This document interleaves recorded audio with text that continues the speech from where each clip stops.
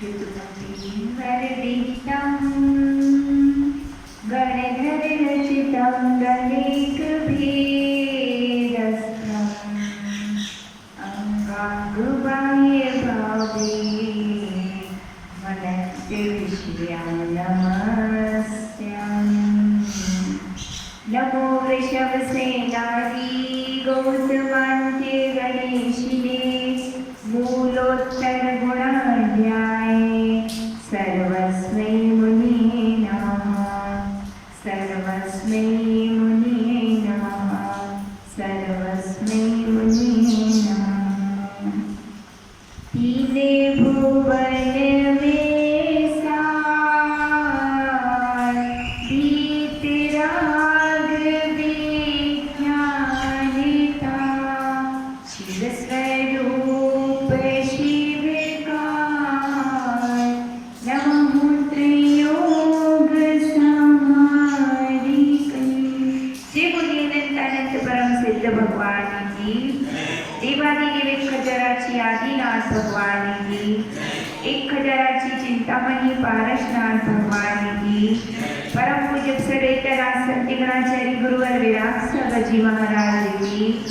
परम पूज्य आचार्य श्री 108 विभव सागर जी महाराज की। परम पूज्य मुनि श्री 108 अध्ययन सागर जी महाराज की। अहिंसामयी जैन धर्म की द्वादशांगी जनवानी माता की। परम पूज्य आर्यकर 105 विदस्य श्री माता जी की जय। ढाला ग्रंथ जो कि अपने आप में एक लघु समय सार है। इस ग्रंथ के रचयिता कौन है? पंडित दौलत राम जी। और अभी तक पहली ढाल की 5 चौपाइयों के माध्यम से उन्होंने निगोद के दुखों को बताया कि एक श्वास में इस जीव ने निगोद की पर्याय में कितने जन्म और मरण लिए हैं? 18 बार जन्म और 18 बार मरण किया है। और एक श्वास का 18वां भाग प्रमाण आयु को प्राप्त किया है। और एक श्वास कितनी छोटी सी होती है, उसमें कितने बार मर गए? 18 बार मर गए और जन्म ले लिया। और जन्म और मरण का दुख कैसा होता है? सबसे बड़ा होता है। आगे पंडित जी कह रहे हैं कि नरक से जैसे जैसे मुक्ति मिली तो जीव कहाँ पहुंचा?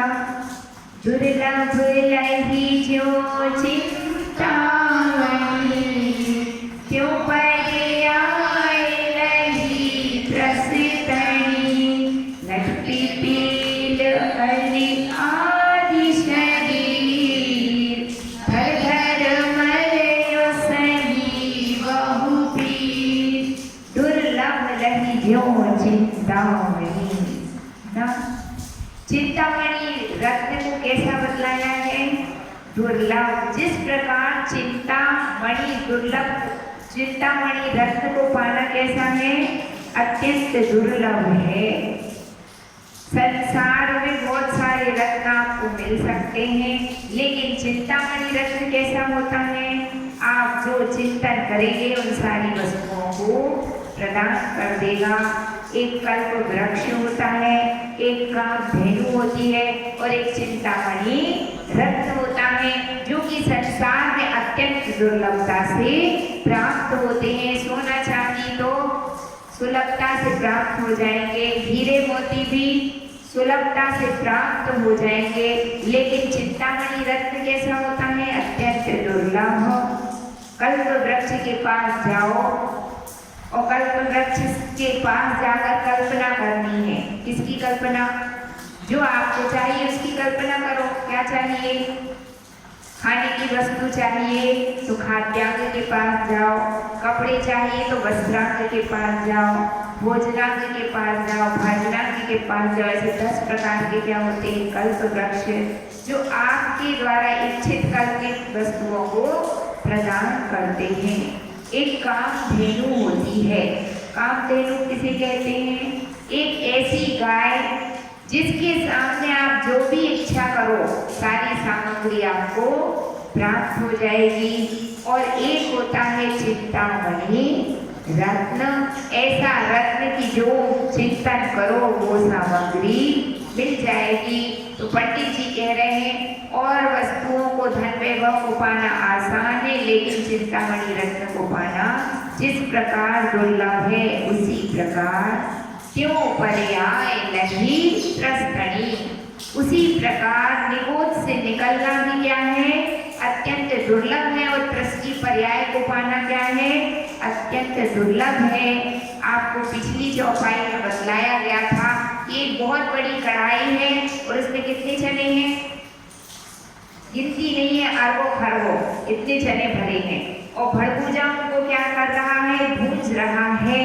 तो उसमें से कितने चने उचट के बाहर आ पाते हैं, इतनी बड़ी कढ़ाई में इतने सारे चने में से 2-4 चने निकल के बाहर आ पाते हैं, उचट के बाहर आते हैं। उसी प्रकार निगोद की पर्याय से निकलकर बड़ी दुर्लभता से ये जीव कौन सी पर्याय में पहुंचता है, त्रस की पर्याय में पहुंचता है। त्रस पर्याय किसे कहते हैं, किसे कहते हैं, त्रस नाम कर्म के उदय से जो जीव 2 इंद्रिय 3 इंद्रिय 4 इंद्रिय 5 इंद्रियों में जन्म लेता है वह पर्याय कौन सी कहलाती है, त्रस। मतलब 2 इंद्रिय बनना बहुत सौभाग्य की बात है ना।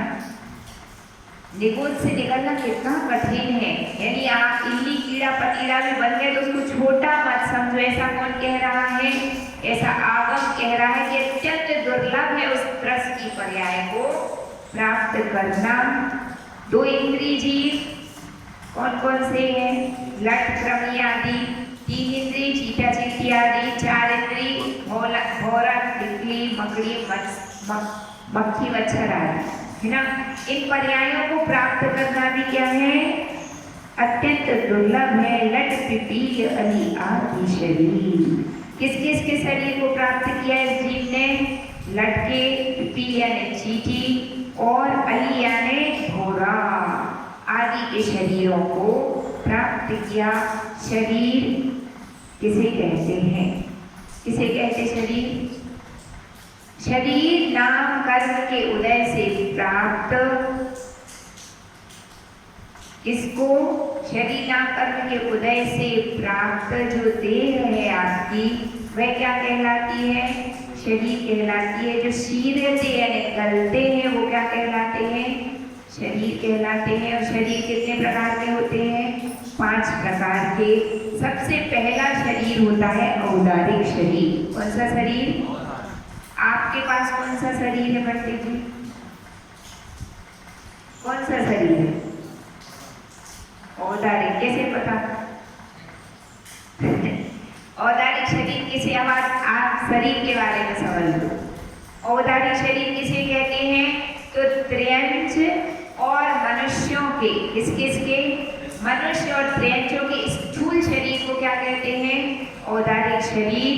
अथवा सप्तमल धातुओं से मिलकर के जो बनता है वह शरीर कौन सा है, औदारिक शरीर, है ना। सप्तमल धातुएं कौन कौन सी हैं, रज, वीर्य और अस्थि, मज्जा, मांस, पीप, रक्त, है ना। ये सब चीजें मिलकर के क्या कहलाती हैं, सप्तमल धातुएं, जिनसे मिलकर इस शरीर की उत्पत्ति होती है। तो जिस शरीर में सप्तमल धातुएं पाई जाती है शरीर कौन सा है, औदारिक शरीर। ऐसा औदारिक शरीर किसका होता है, मनुष्यों का और त्र्यंचों का। उसके बाद दूसरा शरीर होता है वैकृक शरीर। वैकृक शरीर किसका पाया जाता है, अणिमा महिमा आदि रिद्धियों से युक्त देव और नाट्यों के शरीर को क्या कहते हैं, वैकृक शरीर। और वैकृक शरीर में सप्तमल धातुएं नहीं पाई जाती है, स्वच्छ निर्मल होता है। और क्या होता है, औदारिक शरीर से सूक्ष्म भी होता है। तो दूसरा शरीर हो गया वैकृक शरीर। तीसरा होता है आहारक शरीर। आहारक शरीर किसको कहते हैं, अच्छा, वैकृक शरीर देव का होता है, नारदी का। तो देव उस वैकृक शरीर के माध्यम से क्या करते हैं, छोटा बड़ा इत्यादि रूप बना सकते हैं। देव चाहे तो इतने छोटे बन सकते हैं कि चींटी के बराबर ही हो जाए, यदि देव चाहें तो सुमेरु पर्वत के बराबर बड़ा आकार बना सकते हैं, क्योंकि उनके पास क्या पाई जाती है, अणिमा महिमाधी रिद्धियां, अथवा चाहे तो वे कपास की तरह हल्के हो जाएं और चाहे तो लोहे की तरह भारी हो जाएं, ऐसी शक्ति से संपन्न होते हैं। नारकी जो रहते हैं, नारकियों के पास भी कौन सा शरीर है, वैकृत, लेकिन उनके पास अशुभ वैकृत शरीर पाया जाता है। इसलिए उनके शरीर के माध्यम से जो भी विक्रिया होती है वे कैसी होती है, अशुभ विक्रिया पाई जाती है। किसकी, नारकी जीवों की। इसके बाद आएगा तीसरे नंबर का आहारक शरीर। कौन सा शरीर, आहारक शरीर किसे कहते हैं, तो छठे गुण स्थान वर्ती मुनिराज के शरीर से एक हाथ का धवल वर्णी पुतला ने मस्तक से, कहाँ से, उनके मस्तक से एक हाथ का धवल वर्णी पुतला निकलता है। और क्यों निकलता है, जब मुनिराज के मन में कोई तत्व जिज्ञासा होती है, किसी तत्व को जानना चाहते हैं, अथवा तीर्थ वंदना का भाव होता है, तो वह पुतला कहाँ से निकलता है, एक हाथ का सफेद रंग का पुतला निकलता है। और तीर्थंकर के समोशरण में जाकर के जिज्ञासा का समाधान करके वापस उन्हीं मुनिराज के सिर में से अंदर प्रवेश कर जाता है। वह शरीर कौन सा शरीर है, आहारक शरीर है ना। आहारक शरीर किसके पास पाया जाता है, छठे गुण स्थान वर्ती मुनिराज के पास, ठीक है। इसके बाद होता है तेजस शरीर और कारणवान शरीर। तेजस शरीर किसे कहते हैं, जो औदारिक आदि शरीरों में कांति प्रदान करता है। आप हम सबके शरीरों में क्या पाई जाती है, कुछ कांति होती है ना। वह किसके कारण होती है, तेजस शरीर के कारण, जिसको हम क्या कहते हैं, ग्लो, है ना। आपकी बॉडी में बहुत ग्लो है। ग्लो का मतलब क्या होता है, कांति। किसके द्वारा आती है, तेजस शरीर, और संसार के प्रत्येक प्राणी में पाई जाती है। यदि वह कांति ना पाई जाए तो आपके अंदर कैसा रूखापन होता है, जैसे ठूठ का वृक्ष हो ना, जिसमें एक भी पत्ता नहीं, सूखा पेड़, ऐसा सूखा अपना शरीर हो जाएगा।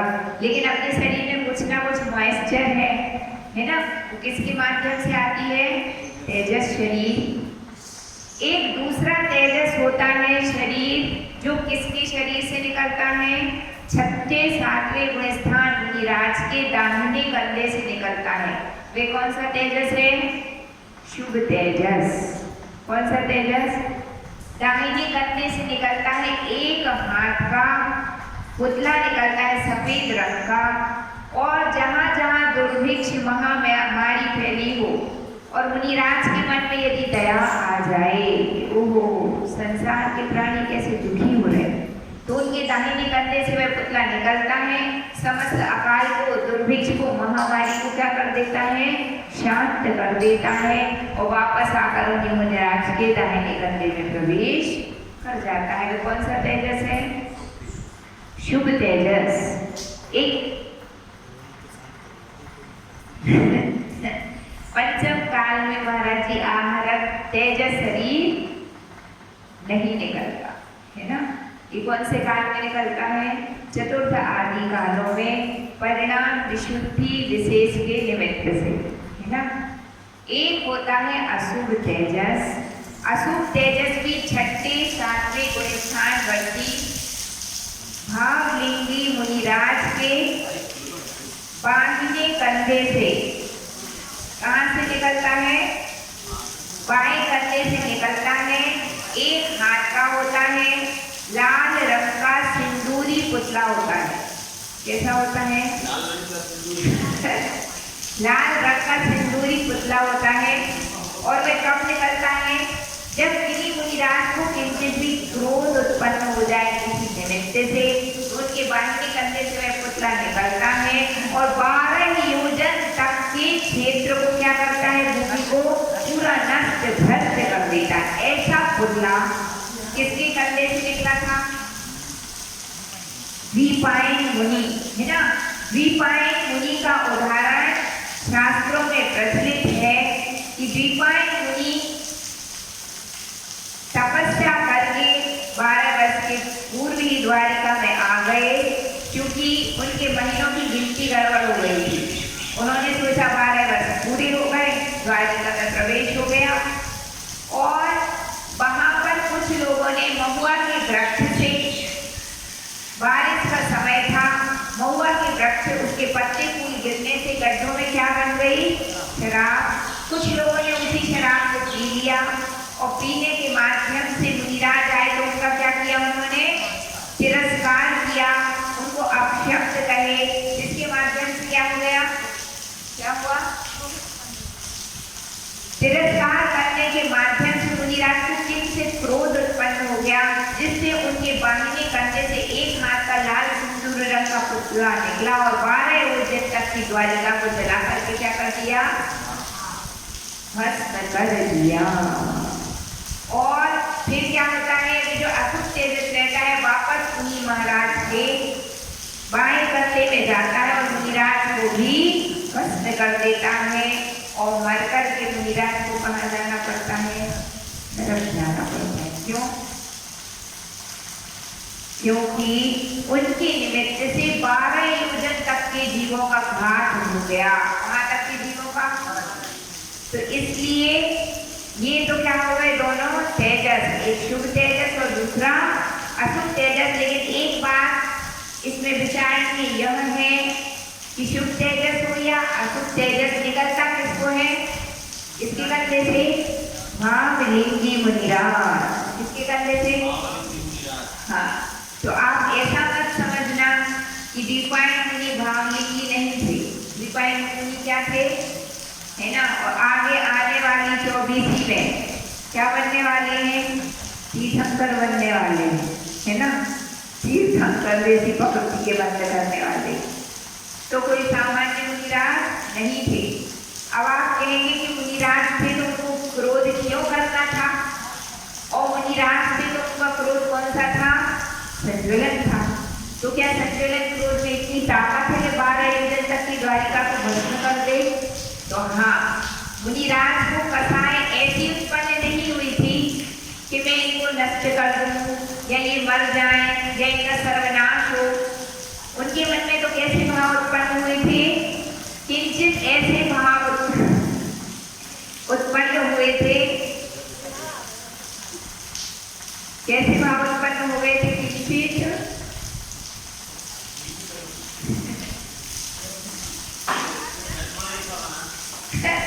नदियां बह गई, इतनी बारिश गिर रही।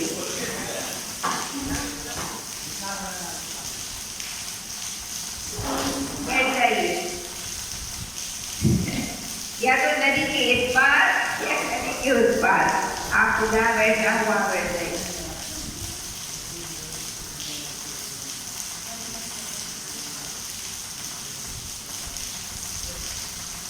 बैठो सर, ठीक है ना। तो मुनिराज को क्या आ गया था? किंचित विकल्प आ गया था कि इन्होंने मेरा परिहास किया। इतना सा विकल्प आया था। कितना सा विकल्प? कि इन्होंने मेरा क्या किया? उपहास किया, परिहास किया। सिर्फ इतने से विकल्प के कारण ही वह पुतला उनके शरीर से बाहर निकला था। तो वह कौन सा था? अशुभ तेजस। इसके बाद होता है आहारक शरीर। तेजस हो गया, तेजस के बाद है कारवाण शरीर। कारवाण शरीर किसे कहते हैं? ज्ञान वर्णादि 8 कर्मों के समूह को क्या कहते हैं? कारवाण शरीर। और कारवाण शरीर किसका पाया जाता है? विग्रह गति में जो जीव होता है उसके कौन सा शरीर होता है? कारवाण शरीर। एक जीव जो यहाँ से मरा कोई मनुष्य, मान लीजिए मरकर उसको देव गति में जन्म लेना है, तो यहाँ से उसकी आत्मा निकल गई और अभी देव गति में नहीं पहुंची है, तो बीच का जो समय है वह क्या कहलाती है? विग्रह गति। और उस विग्रह गति में कौन सा योग पाया जाता है? कर्माकार योग। मतलब ज्ञान वर्णादि 8 कर्मों के समूह से युक्त क्या होती है? आत्मा होती है ना। तो उसको क्या कहेंगे? कारवाण शरीर। अब प्रश्न यह है कि इन 5 प्रकार के शरीरों में से आपके पास कितने शरीर पाए जाते हैं? बतलाइए पंडित जी। आपके पास कितने शरीर हैं? एक ही शरीर है, औदारिक शरीर। आपके पास कितने शरीर हैं? एक ही है क्या? ठीक है। सबके पास एक है महाराज जी, आपके पास 3 शरीर हैं और सबके पास कितने शरीर हैं? एक। तो देखिए आपके पास औदारिक शरीर है कि नहीं? बोलो हाँ कि नहीं? है। औदारिक शरीर में कांति देने वाला तेजस शरीर है कि नहीं? तो कितने हो गए? 2। आपके पास ज्ञानावर्णादि 8 कर्म है कि नहीं? है। तो आपके पास कार्बन शरीर भी है, तो कितने हो गए? 3। तो मतलब जिसके पास औदारिक शरीर है उसके पास कितने शरीर हैं? 3 शरीर। अब देव और नारियों के पास कितने शरीर होते हैं रवि? मतलब देव और नारियों के पास कितने शरीर होते हैं? एक ही शरीर क्या? 3। कैसे होंगे 3? एक तो वैक्रिक शरीर, एक वैक्रिक शरीर, उधर मध्य को हमारी तरफ देखो, एक वैक्रिक शरीर, ठीक है, एक वैक्रिक शरीर, दूसरा तेजस और तीसरा कार्बन। देव और नारियों के पास कितने शरीर होते हैं? 3 शरीर, वैक्रिक शरीर, तेजस शरीर और कार्बन शरीर। कितने शरीर हो गए? 3। अब अपने को देखना है त्रेंच गति के त्रेंचों के पास कितने शरीर पाए जाते हैं। कितने होते त्रेंचों के पास रवि शरीर? 3। कौन कौन से? औदारिक, तेजस और कार्बन। कितने शरीर होते हैं? 3 शरीर पाए जाते हैं। अब प्रश्न है कि अधिक से अधिक आपके पास कितने शरीर हो सकते हैं? 5 शरीरों में से आपके पास अधिक से अधिक कितने हो सकते हैं? 3 शरीर। मुनिराज के पास अधिक से अधिक कितने शरीर हो सकते हैं? 4 शरीर। कौन से? सबसे पहला औदारिक शरीर तो मुनिराज के पास है कि नहीं? है। तेजस है कि नहीं? कार्बन है कि नहीं? है।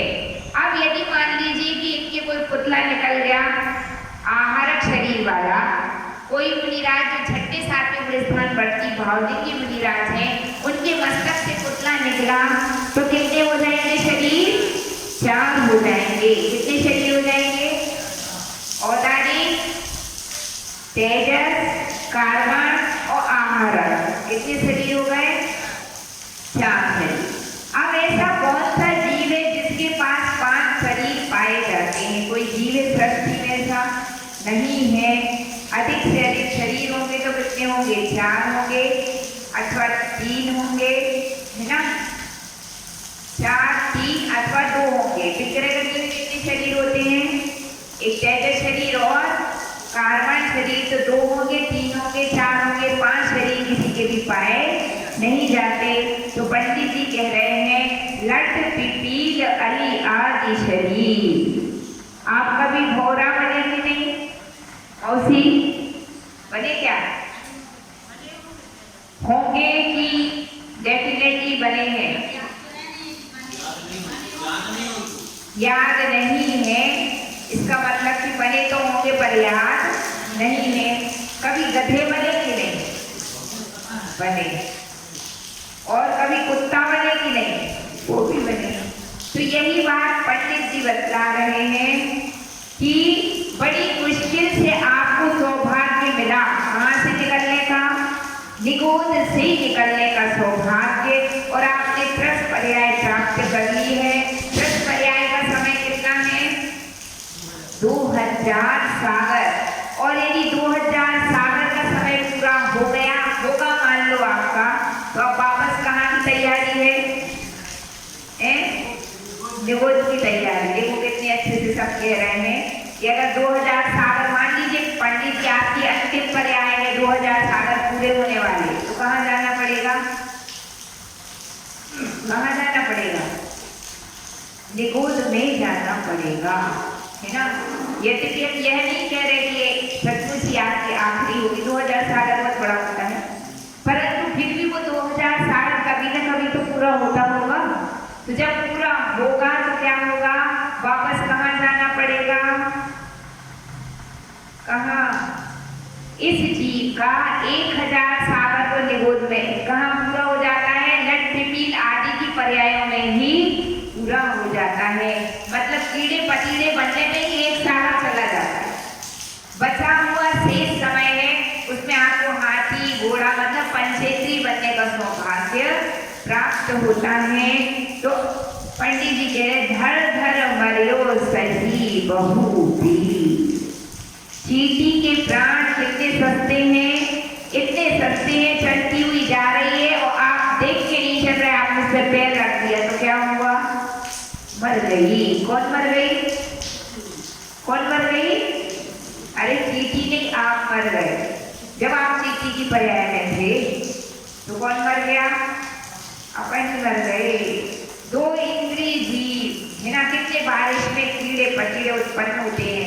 बिजली में जिस दिन पानी गिरता है और बिजली यदि चालू हो तो लाखों पंखियां बिछ जाती हैं और उसमें से एक भी जीवित बचती क्या? अब आप सोच लीजिए कि उनके जीवन में कितना दुख है, कितनी कम उनकी आयु है और जो आयु प्राप्त है उसमें भी कितना दुख है, किंचित भी सुख नहीं है। धर धर मर्यो सही बहु पीर। तो ऐसी पर्यायों को धारण करके इस आत्मा ने क्या किया है? बहुत सारी पीड़ा को सहन किया है। तो आचार्य भगवान आपको समझा रहे हैं, क्या कह रहे हैं कि भैया सावधान हो जाओ, है ना। आज प्रातःकाल महाराज जी ने क्या समझाया था आपको, इनको आंटी को, कि आपने मनुष्य की पर्याय पाली है तो आप क्या कर लीजिए अपने जीवन में, संयम को धारण करके उसको सार्थक बना लीजिए, है ना।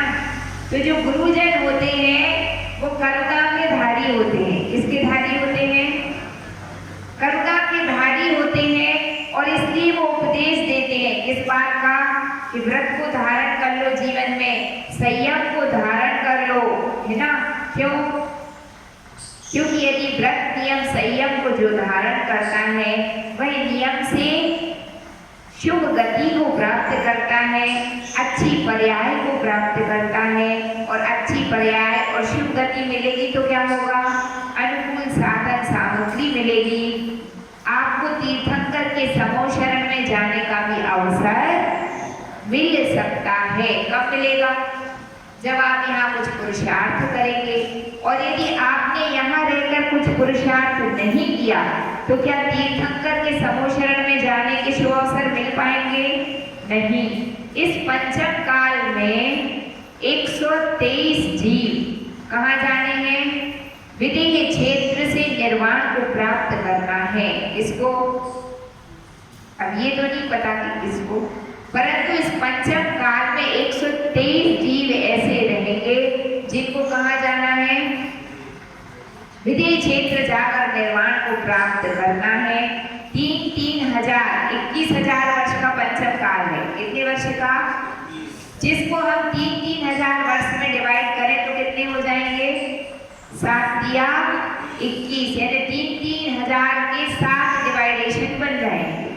और उन 7 डिवाइडेशन में 64, 32, 16, 8, 4, 2, 1 ऐसे जीवों को कहाँ जाना है?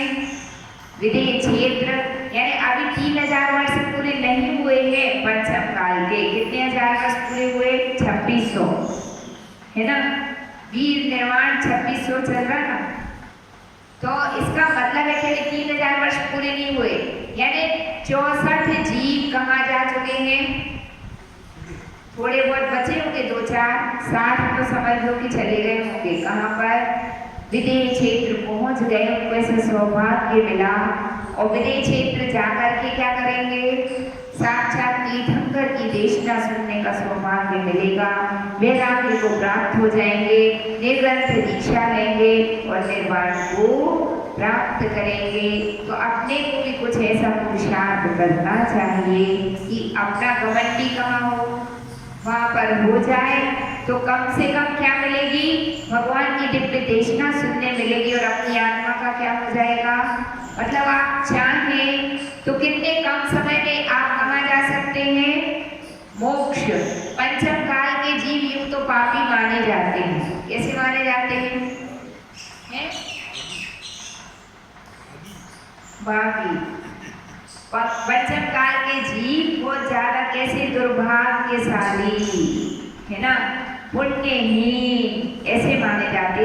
लेकिन फिर भी आप सोचिए, इस पंचम काल में जन्म लेने वाले 123 जीवों को कहाँ जाना है? निर्वाण को प्राप्त करना है। तो कोई ना कोई तो पुण्य आत्मा है, पुण्यशाली जीव। तो अब अपने को पुरुषार्थ करना है। जब वैकेंसी निकलती गवर्नमेंट की, है ना, तो नौकरियां तो कितनी हैं? सीमित है, कम है। ठीक है, लाखों लोगों ने उस परीक्षा में भाग लिया है, तो अपनी भावना क्या रहती कि मैं बहुत पढ़ाई करूंगा, बहुत पढ़ाई करूंगा, कितनी पढ़ाई करूंगा, भले सीट कम है तो क्या हुआ, लेकिन एक आध वैकेंसी मुझे भी मिल जाएगी। मान लो 1 लाख बैठे हैं, सिलेक्शन 100 का होना है ना, तो उस 100 में मेरी भी गिनती आ जाए। और जो पहले सोच के बैठ जाएगा, अब इतने लोग तो हमारा क्या होगा, हम तो कोई जा ही नहीं सकते, तो क्या कभी वो उस परीक्षा में पास हो सकेगा? और यदि कोई बालक पूरा मन बना ले कि कुछ भी हो, मैं बहुत श्रम करूंगा, बहुत परिश्रम करूंगा, लेकिन उस 100 में मेरी गिनती आ जानी चाहिए, दिन और रात एक कर दिया, 23 घंटे की पढ़ाई की, तो क्या होगा? 20 घंटे की, 18 घंटे की पढ़ाई करी तो हो सकता है उसका सिलेक्शन हो जाए और उन 100 में उसका नंबर लग जाए। तो ऐसा अथक प्रयास किसको करना पड़ेगा? आपको करना पड़ेगा। तो आप एक साधारण मनुष्य होकर के भी अति शीघ्र समय में, स्वल्प समय में निर्वाण को भी प्राप्त कर सकते हैं। तो ऐसी दुर्लभता बतलाई गई है कि 30 पर्याय इतनी दुर्लभ है, और उस दुर्लभ पर्याय को सार्थक बनाना है तो क्या करना पड़ेगा? पुरुषार्थ करना पड़ेगा, तभी हमें कुछ सफलता प्राप्त हो सकेगी। इसी भावना के साथ जय बोलिए चिंतामणि पारसनाथ भगवान, द्वादशांगी जिनवाणी माता। आज अपने स्वाध्याय में बहुत विघ्न आ गए हैं ना, बारिश गिर गई, पाइप फूट गए। जिनवाणी के ज्ञान से सूझे लोकालो, सोवाणी मस्तक नमो सदा देतुं धो। हे जिनवाणी भारती सोहि जपू दिन रे, जो तेरी शरणागहे सो पावे सुख छे। देव भजो अरिहंत श्रुत, गुरु सेवा निर्ग्रंथ। दयाधरम पालो सदा, यही मोक्ष का पंथ। जय बोलिए द्वादशांगी जिनवाणी माता की जय।